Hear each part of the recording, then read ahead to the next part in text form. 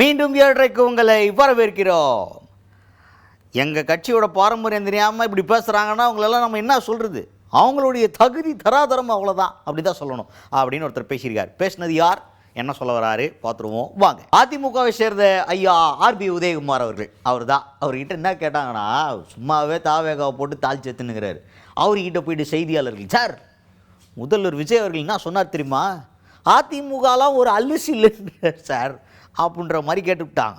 சும்மாவே காண்டாவாரா? இது கேட்டோன்னு அவர் என்ன சொல்லிட்டாரு, அவர் சொன்னதுக்காகத்தான் ஜனநாயகம் ஊத்திக்கிச்சுல, அவங்க அமைச்சர்லாம் போய் அழுதாங்கல்ல.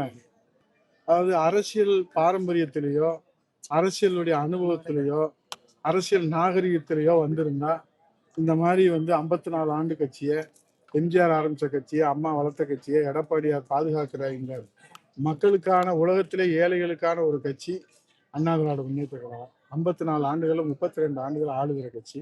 அந்த கட்சி அவர் அள்ளு சில்லுன்னு சொன்னா அவருடைய தரம் அவ்வளவுதான். அதனால இன்னைக்கு நாடு முழுவதும் சிரிப்பா சிரிக்குது இந்த தாவேக அரசை பார்த்து.